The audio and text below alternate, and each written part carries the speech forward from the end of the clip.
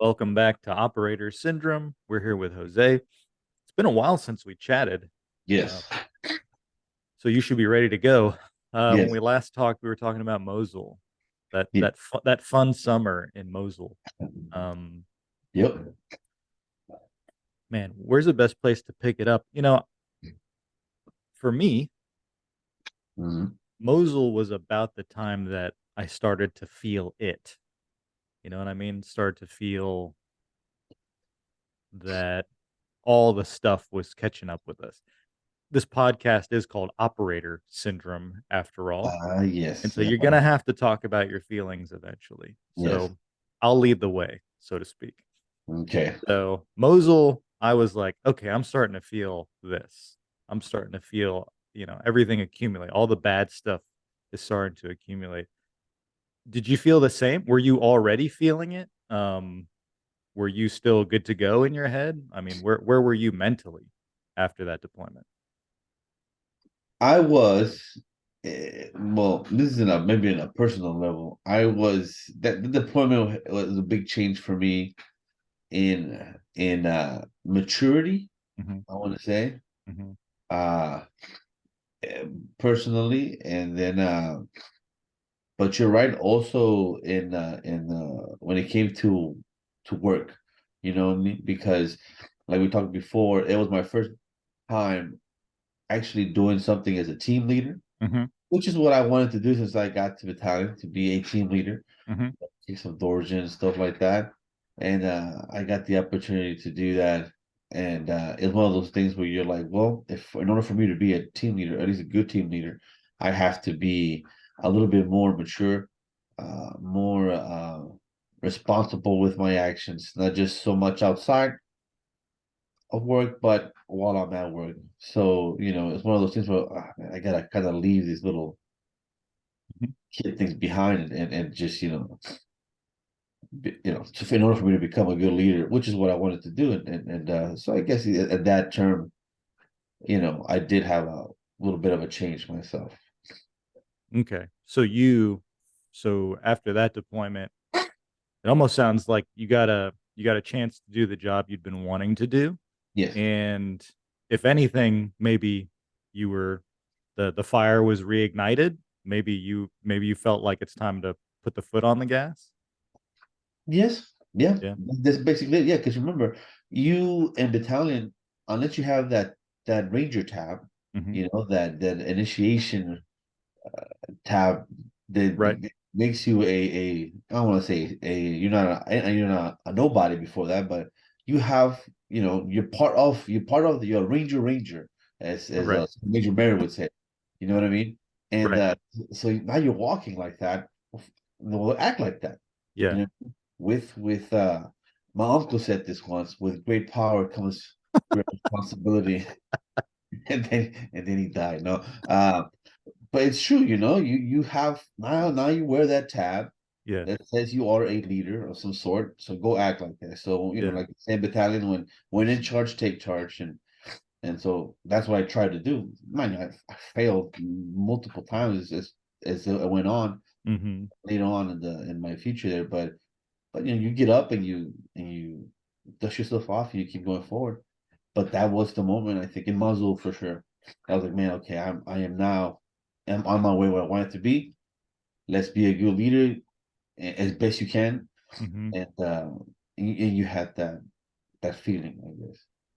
So if you had any baggage, you'd stowed that away because you're laser focused on doing the job, being a good leader, moving forward.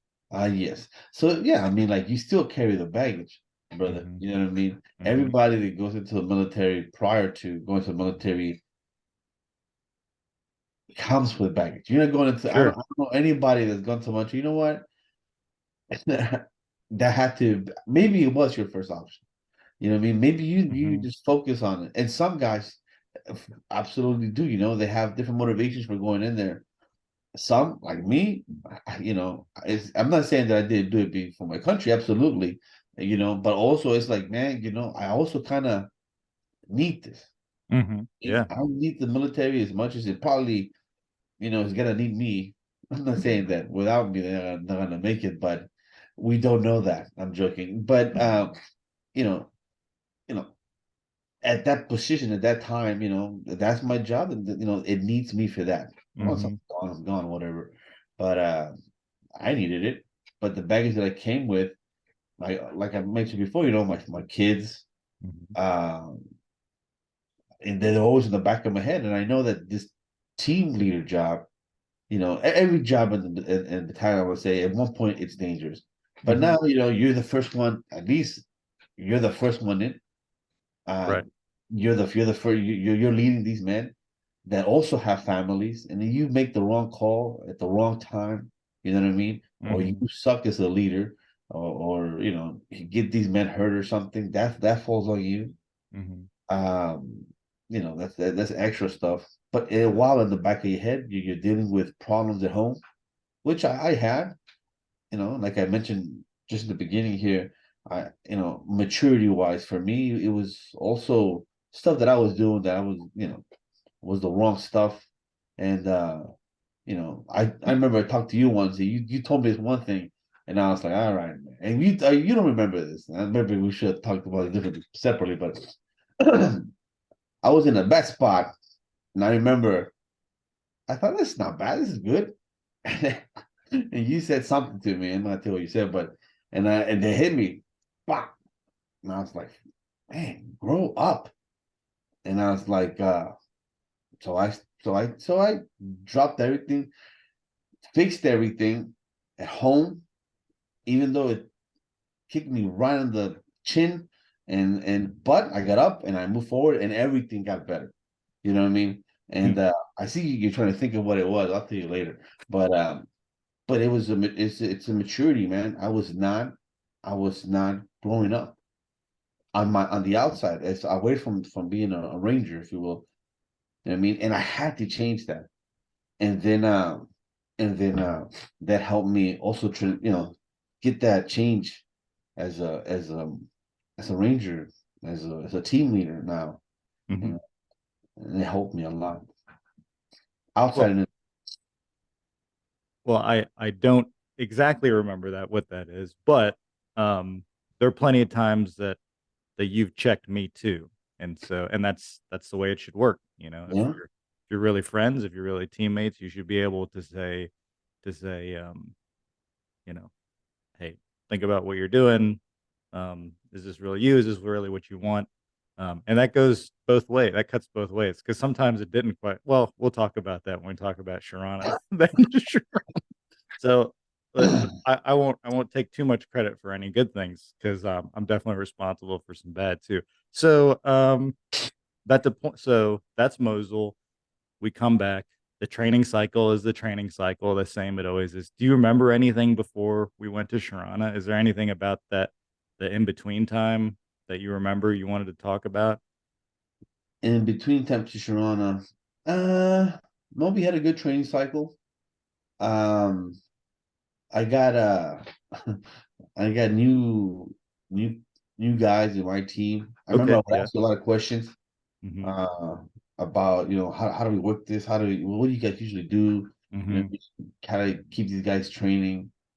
I was a little bit nervous into going into Sharana as a team leader with these new guys. And I had received, I was working with one of my new guys he was tabbed, but it came from another unit. And just he was just a special kind of person, not in the best of ways. I don't know if you remember. Let Uh, Yeah, let's talk about it. So for people who don't know, because this hasn't come up before, um, and I'm trying to remember who your team was. But so you had a couple new guys, and you also had like the interesting thing where you had a new guy who was older than you, right? So that yeah, was a dynamic. That was 38. Yeah, so a 38-year-old new guy. So that was interesting. He was 38, man. He looked older, looked older than that. But He had some city miles. so okay, but so and then also, so people who don't know, you know, the regiment will pick up folks from the conventional side, Yes. and bring them in. There are different terms for folks who do that. Um, I think like import is a Yeah. word that they'll use. I don't know that that's necessarily pejorative or negative, but it's just kind of a word. I think I felt like, at least in our platoon in our company, when we had folks who came in from the outside who didn't grow up, inside the regiment, I felt like they always got a fair shot. I don't know people who automatically assumed that it wouldn't work out, just because you came from another unit, the 82nd, the 101st, Yeah. wherever you came from. I feel like everyone got a fair shake to prove themselves. Yeah. An import definitely didn't get special treatment just because, just because you spent 6 years, you know, in another unit. Um, that doesn't mean you're still a new guy, even if you're tabbed. So here's a situation where you've got a new guy who's tabbed. Sometimes, not all of them, but sometimes those folks will come in with a little bit of a chip on their shoulder Yeah. because they have spent more often than not, at least in our time, they had spent a decent amount of time in the army already. Yeah. They were probably up for E5. If they had stayed where they were, they probably would have been in E5 already. They because of them wanting to come over, I don't think they picked that up. They would pick up that rank necessarily. So some of them would have a little bit of a chip on their shoulder. They'd done 12 or 15-month deployment, and they're coming in, and we do Yeah. shorter deployment, a little bit more intense, but shorter deployments. We do a little bit Yeah. of that too. But let's talk about this guy. Let's leave out the names. Let's just talk about that dynamic a little bit because that's a big leadership challenge for you. Yeah. But as we're getting into this, what I want to make sure is clear is that I saw, and I know you saw, plenty of folks who came from the outside who were very successful, Yes. who assimilated very easily. Yes. And I'll even say probably more of them did well than did not do well. But it's always the ones that don't do well that stick out. So this guy, he comes from another unit. He already has his tab, um, already has a frame of mind. Um, how quickly did you pick up on this guy was going to be a problem child? I want to say during that training cycle, we had our famous Ranger Ball that they call, you Hmm. know, all you get in your uniform or I remember class A's or at the time, Yep. which includes, your your best uniform that you have with jump boots, Hmm. with what we have to wear. I remember everything was going on. We would do training, and I like you said before, I'm not at least I try not to be a very rough team leader with the privates. I was very open, like, hey man, if you gotta talk about anything. So I would let these guys when we did PT. My main thing was a run, and then after that, whatever you guys want to do, kind of make it fun, type of thing. Well, this guy, I don't think understood. Hey, let's just work out and have fun. You know what I mean? It seemed to bother him when the privates were feeling comfortable. You know what I mean? like if you're like, oh, okay, so we can just like you do push or something. Yeah, man, we'll do like a print, whatever you guys want to do. And then we started doing it, and the moment they smiled or something, you could see his face was like, no, that's not happening. And he would pick something else, and I just kind of rocked with it just because he was a specialist tab, and I thought, okay, well, that was like very very small, but I could see it. Well, doing that Ranger Bowl, there was one kid who was also private, and he wasn't going to go to Ranger Bowl because he didn't have any jump boots, and those things are expensive. You know what I mean? And I said, well, listen, what size are you? Because I didn't really go to any of those Ranger Bowls myself. I think I went to one, but I wasn't going to go to a particular one. And I said, well, what size are you? Because my boots fit, have at it. But mine were too big, and he said, I know those are too big. I said, well, let me ask around. And I asked the my new guy, my private there, not private, my the kid in my team, The tab. Jesus Christ, yes, yeah. I said, hey, listen, man, what size are you? He said, oh, whatever size. He goes, hey, listen, perfect. This kid is looking for a pair of jump boots for the ball, and I say, if you could help him out. He goes, "Oh yeah, for sure, Sergeant. Yeah, no problem." And just the nicest voice, very, very down to earth. Yeah, of course, yes. I said, "I'm perfect." So I told the kid, "Hey, he's gonna hook you up, especially so and so is gonna hook you up." Hey, thank you very much, Sergeant. And I leave, thinking that everything's fine. I come back next week, after throughout the weekend, I come back and I tell the kid, "I mean, how was Ranger Boy?" He goes, "Oh, I didn't go, Sergeant." I said, "But what happened? I thought you were going to go. You had the boots." "Oh, I couldn't get the boots, but I thought, Boy was going to help you with them." And he goes, "Yeah, but I didn't have any money." I said, "No, he was going to let you borrow them." He goes, "No, he said I needed to pay him so much money." And I was like, "Huh." I said, "All right. Well, I'm sorry about that, man." And then I said, "Hey, man, what happened?" I thought he goes, "Oh, they didn't fit."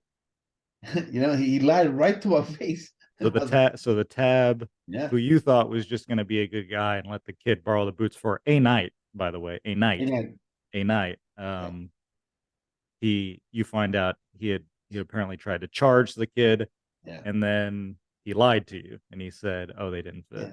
The first thing I said, "Hey man, how was I forgot what I asked him, but basically about the boots. Hey man, Yeah. yeah, oh so yeah, it didn't fit."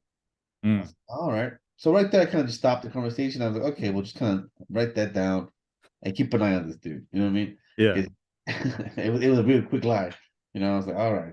So and then later on, as we went through the training cycle, I would see that the guy just had an anger issue. Because I think at the Mhm. end of the day, that's what it was. Like a hidden anger issue with everybody. And also, he wanted to be, and I don't blame him for this, you wanna get to the top and, Mhm. and that's good.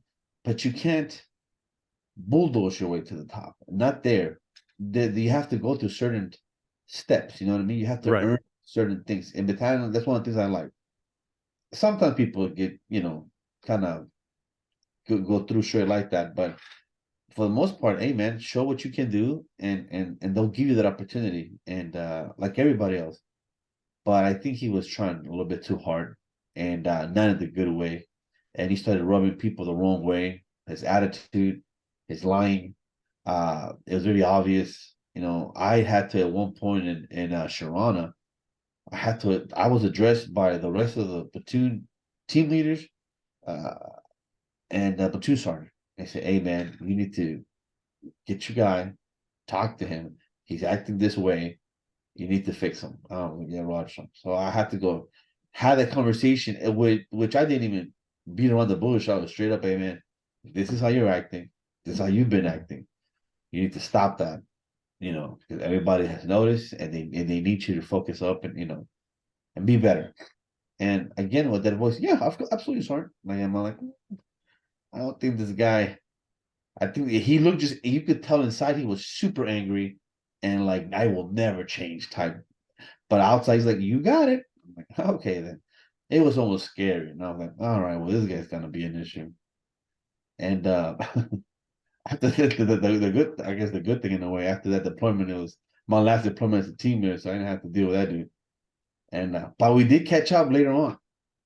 That's a cool kind of Do story. you may we'll probably forget about him after this. So do you remember, you know, where did he end up? What was his deal?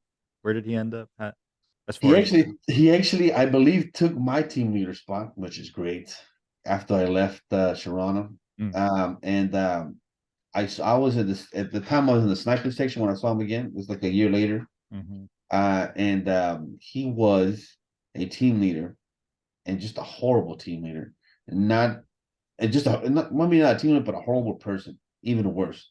Mm. Well, I Okay. remember the last time I saw him, he hit a private on the side of the helmet, like punched him. And to the point where I don't know if I told you that I had to intervene, and I was like, "Hey man, what are you doing?" And he told me not to tell him how to treat his private or something like that. Mm. And I had to make a point that, hey man, you're not touch people like that. And thankfully, there was a sergeant there who was your squad leader at the time. Um, and he saw the whole thing, and he basically stopped us from getting in a physical altercation, and just kind of separated the private from him, and I went back to my job. but eventually the guy ended up going to I want to say third platoon, no, uh, Charlie Company, Mm. correction, Echo Company, which formed up with team leaders and such. Remember that? You mean Deco? Was it Deco? Yes, Deco Deco. was like Yes, support and enablers. yeah. So that he ended up going there and became actually a squad leader, and So then he became a squad. He got squad leader. he became a squad leader. And but I want to say that he got better. I want to say that he became a better person. But he eventually he did have to get, I want to say, kicked out of battalion due to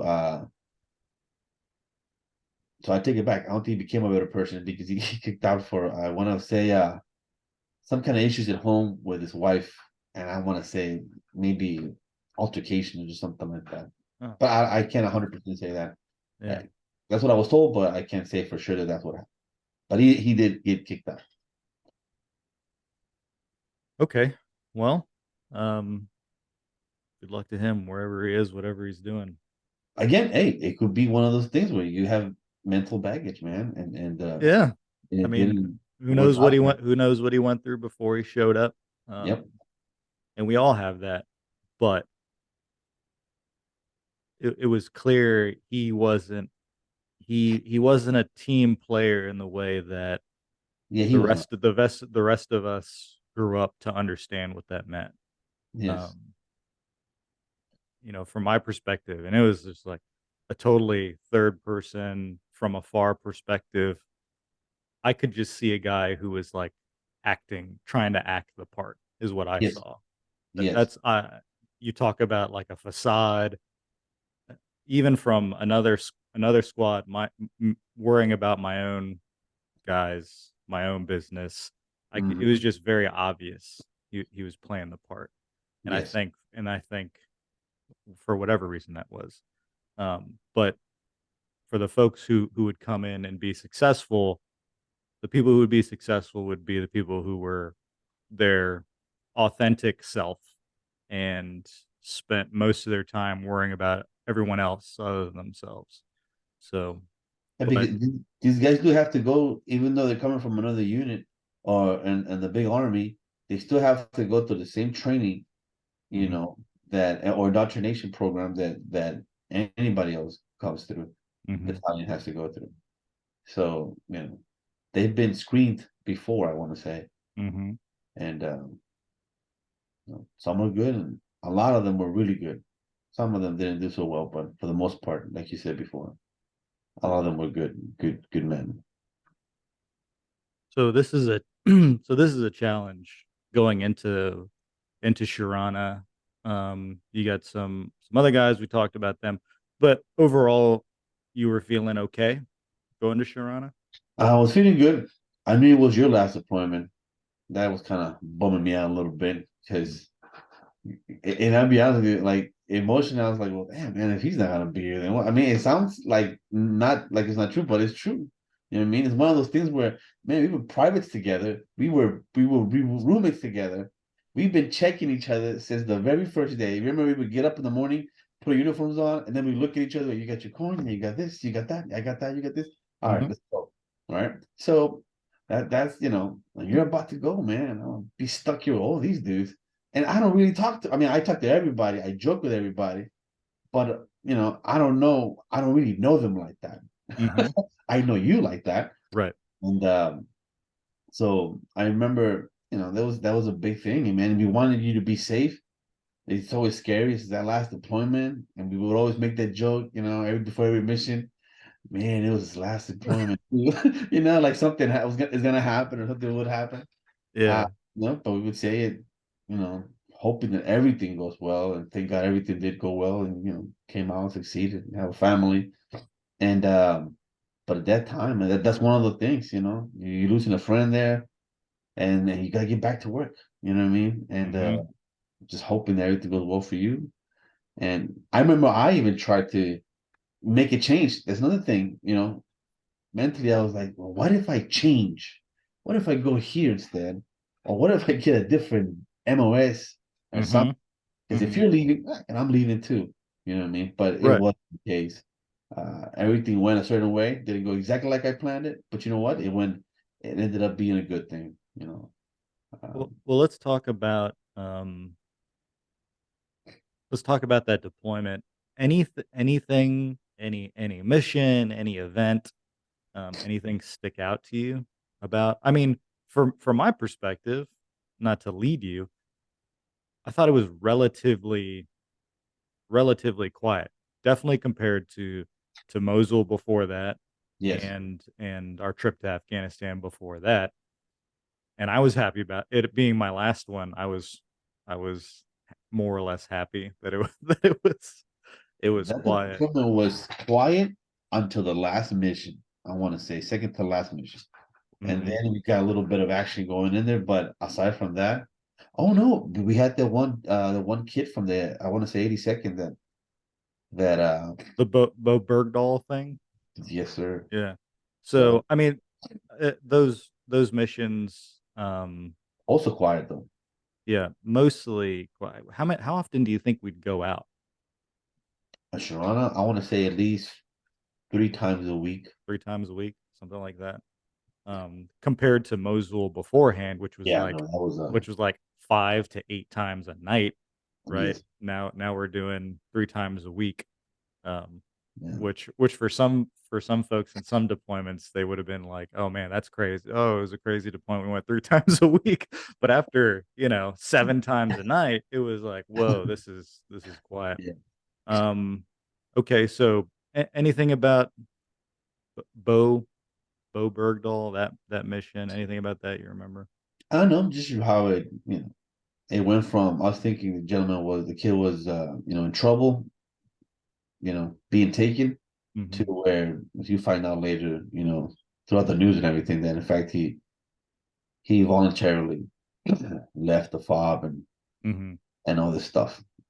It was just it's just it's funny to see, or not funny, but it's something to see somebody's mentality throughout the years in the military and just have a like a breaking point mhm, like he did, and then just literally walk away into something he doesn't know anything about.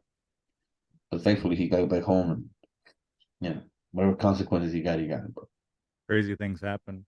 So, the mission you're talking about, probably the one that sticks out for you, I had actually left already. mm-hmm. Um, so I did the deployment, I left Advon, I think half the platoon stayed behind, which is pretty normal, but I got to go home in that first group, and you stayed behind. So, um Cried myself to sleep. cried yourself to sleep. So tell me about that mission. What do you remember? Um, we took contact coming in, and as we were coming in, I'll give you this. Thankfully, after we landed and everything, we did our mission. Uh, we did have one EKIA. But aside from that, it was everything was smooth, just like we trained. But I will give you this something that I realized that day was how good of a pilot or pilots the Brown pilots are. Mhm, If you were coming in, that's what I think, and I might be wrong, but I'm pretty sure I'm not because I was on that bird. They got shot with I say one or two RPG, something like that, oh, or some kind of fire. mhm, And these dudes just kind of maneuvered in the air, mhm, did these 2, 3 maneuvers, spin the tail, landed it, and told us to get out. And they left. And what I and I'm saying RPGs, but I'm not 100% sure what it was.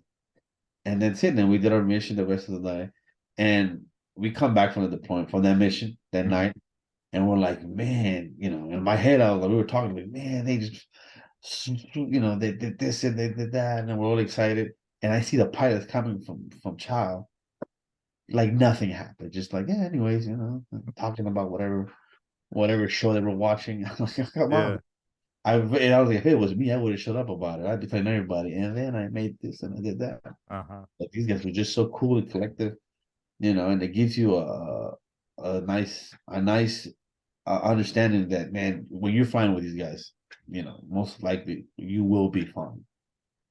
for It's just sure. a new way of seeing them. For sure. And for folks who don't know, you said brown. Yes. There's a color coding system. I'm not Ah, yes. 100% sure how open that is, but the Night Stalkers, the 160th Special 160. Operations Aviation Regiment. These are the top of the line helicopter pilots and air crew and maintenance folks who fly um, a lot of most a lot of special operations missions. Um, I always think back to that. Like I don't, we'd always see them around.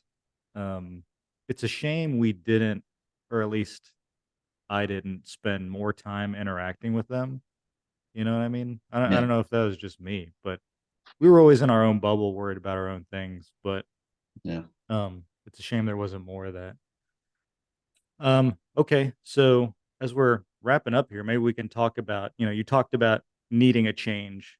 I'm leaving, so what's the point anymore, right? What's the Yeah. point in the What's whole the point army of being thing, paycheck thing? You're feeling in the the dumps. the war's Um, been won? the war's over. That's why I'm leaving anyways. The 2009, I thought the war was over. So, I guess it came up. I guess they asked for volunteers, right? That's kind of how it started. Or No, no, no. or you went out on a limb. I went out on the limb and I asked to be that same deployment. I got my E5. I Okay, got right. my Yeah. I got yeah, I got a chance to go to the board and get my E5. Mm. And I'm a E5 tab team lead. Yep. And it's just the way at that time the platoon was working that I was like, you know what? I I want to go to a different platoon. And maybe they'll allow me to do that and be a team leader at a different platoon. Hmm. And I asked for that, and it just it didn't go as well as I thought it was going to go. And to recap, um, you started out in first platoon. Yes, sir.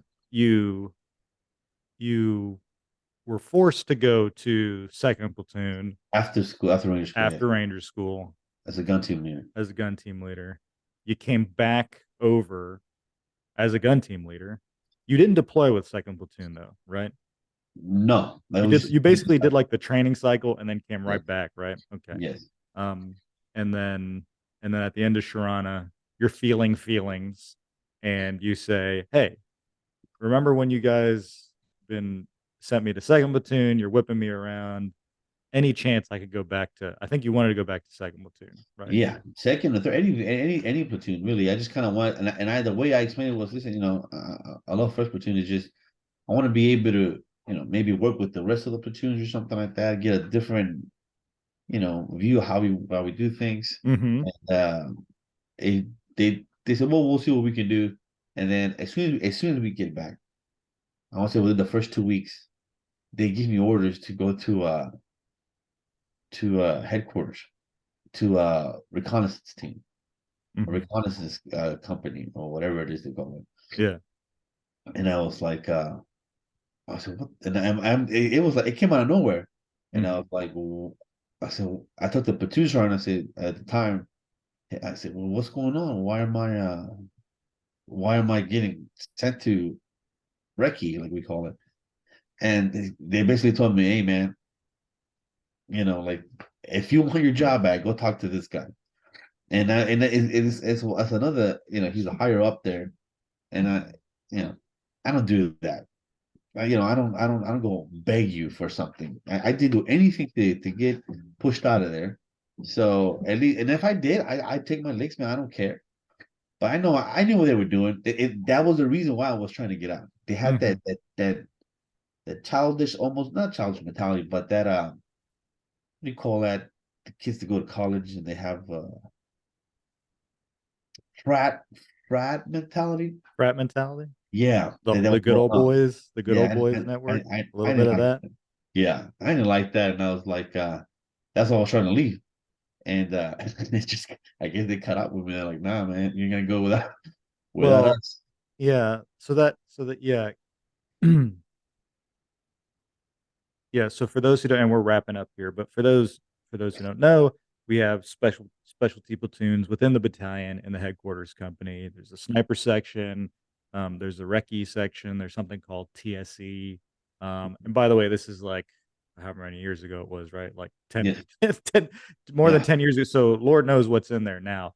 But usually they take volunteers, and usually they're new tabs. And that's kind of like when you get your tab, there's sort of like a fork in the road.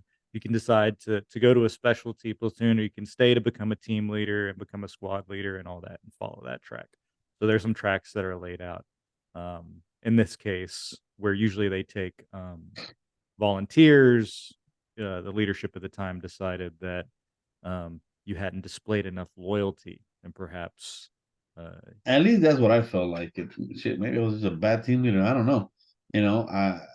But I'm almost 100% positive it was that. It was that I might have hurt somebody's feelings, and because the way that I was told to go get my job back, I was like, come on, man, you gotta talk to me like that. Like we're both men, right.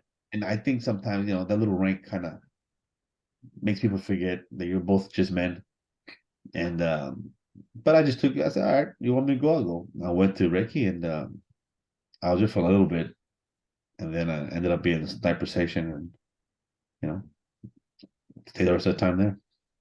So we'll pick back up there. We'll talk about heading over to headquarters and what it was like in the next episode.